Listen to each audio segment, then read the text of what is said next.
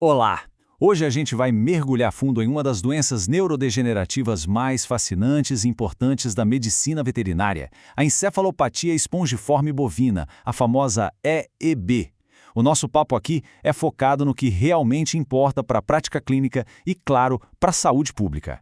E para quem está nessa caminhada da veterinária, seja na faculdade ou já com o CRM na mão, não esquece de se inscrever e deixar aquele like, né? Ajuda demais a gente a continuar produzindo material assim. Bora começar?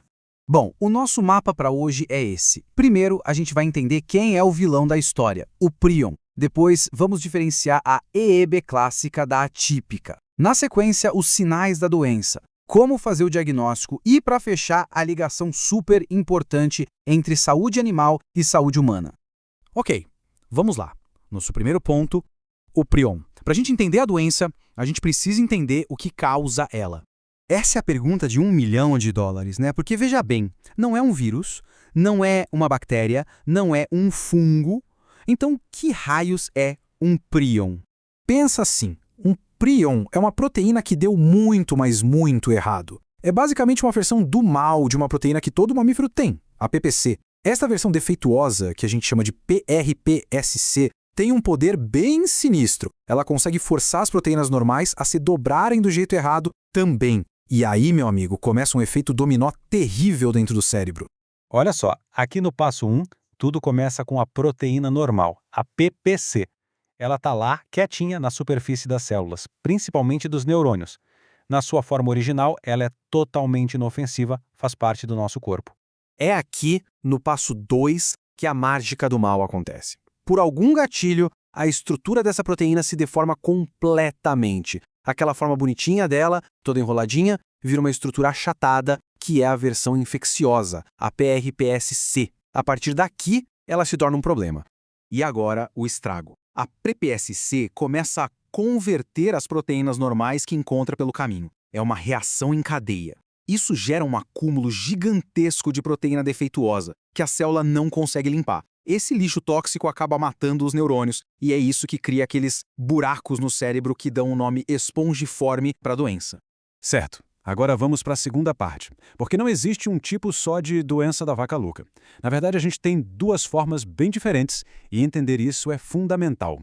Essa imagem aqui dá uma geral perfeita. Do lado esquerdo, a gente vê a EEB clássica que o animal pega comendo coisa contaminada, tipo farinha de carne e ossos. Já do lado direito, tá a EEB atípica, que simplesmente acontece. Ela aparece do nada, espontaneamente. Vamos ver isso com mais calma. Então, para ficar bem claro, a forma clássica foi a grande vilã daquela crise toda no Reino Unido. Ela se espalhou porque o gado era alimentado com ração que continha restos de animais doentes. Já a forma atípica é outra história. Ela é um evento super raro que acontece de forma espontânea em animais mais velhos, um azar genético, por assim dizer. E essa diferença não é só na origem, é molecular também. A forma clássica é causada pelo prion tipo C. As atípicas a gente divide em duas, tipo H, de high, ou alto peso molecular, e tipo L, de low, baixo peso. Essa classificação é feita em laboratório e é super importante para a vigilância. Ok, entendemos o que causa e os tipos. Agora, a parte prática. Como a doença se manifesta? O que um veterinário deve procurar em campo? E aqui está uma das coisas mais complicadas da IEB. O período de incubação é absurdamente longo. Pode levar de 2 a 8 anos desde a infecção até o primeiro sinal aparecer. A média é de 5 anos. Isso é assustador, né? Pensa que um animal pode carregar a doença por anos, silenciosamente, antes de mostrar qualquer coisa. E quando os sinais finalmente aparecem, não tem volta. O desfecho é sempre o mesmo, 100% fatal. Não existe tratamento, não existe cura. É uma sentença de morte. Na forma clássica, os sinais são bem neurológicos. O animal pode ficar agressivo do nada, ter dificuldade para andar, para levantar, apresentar tremores, uma sensibilidade exagerada a sons e toques, além de sinais mais gerais, como emagrecer e produzir menos leite. Já a forma atípica é mais discreta. Como ela aparece em animais mais velhos, muitas vezes ela nem manifesta esses sinais todos. É muito comum o diagnóstico ser feito naqueles animais que são encontrados caídos no pasto, o que a gente chama de síndrome da vaca caída. Certo? Vamos em frente. Como é que se bate um martelo no diagnóstico? E aqui entra uma das maiores limitações que a gente tem. E essa é a informação que todo mundo da área precisa ter na ponta da língua. O diagnóstico definitivo da EEB só pode ser feito depois da morte do animal, analisando um pedacinho do cérebro. Não existe hoje um teste para o animal vivo. O protocolo é muito bem definido. Primeiro, se coleta o material certo, que é o tronco encefálico, lá na região do óbix. Daí, se faz uma triagem com um teste rápido de ELISA. Se der positivo, a gente parte para a confirmação, com um exame mais específico, a imunohistoquímica. E por último, para saber o tipo de prion, se usa o Western blot, que vai dizer se é Si, H ou L. E agora a gente chega na parte que conecta tudo. Por que o mundo inteiro se preocupa tanto com uma doença de vaca? É por causa disso aqui.